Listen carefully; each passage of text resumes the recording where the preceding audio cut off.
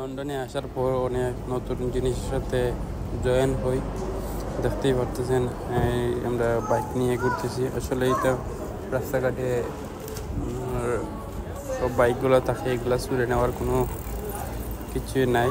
তার রাস্তাঘাটে তারা মোবাইল অ্যাপসের মাধ্যমে, অ্যাকাউন্টের মাধ্যমে কিতা লক খোলা লাগে, খুললে আপনারা চালাইতেই বা নাহলে চালাইতে পারতেন না। সো আমরা দুইজন, মামা আর আমরা দুজন রাইড করি।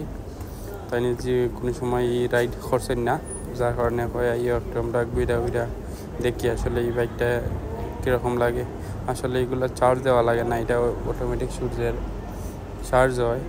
আর আমরা পার্কের ভিতর অনেক দূর যাই, এই ঘোরাঘুরি করি। আসলে বিশ্বাস করবা কিনা আমরা অত কিতা করতে পারছি না যে এটা আসলে অ্যাকাউন্টের লগে এটা কানেকশন। সো এটা কিলোমিটারের উপরে ডিপেন্ড করে কয়গুলা দৌড়া।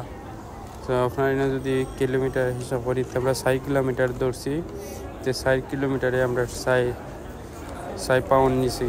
তো 2 বাইকে 8 পাউন্ড গেছে কি। আসলে গাড়ি দিতে গেলেও অত টাকা লাগলো না।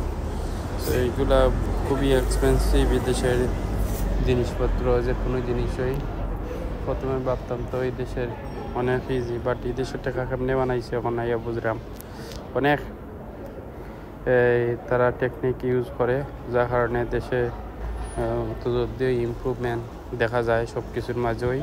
চলে তোমার টাকাই তো তারা নিয়ে কাজে লাগাইয়া তারা তোমারই সাহায্য করার লাগি দেরও দেখতেই পারা জিনিস। তারা অনেক সুন্দরই চিন্তা করে রাস্তাঘাট বা সব কিছুই, কিন্তু তোমার টাকাই তোমারে আবার ইউজ করায়। কিন্তু জার্নিটা অনেক এনজয় আর ঘোরার মজাই আলাদা। তো আমরা অনেক জায়গা ঘোরার পর এখন আমরা মাঝখানে গিয়া কোনো বাইক দিতাম পাই না।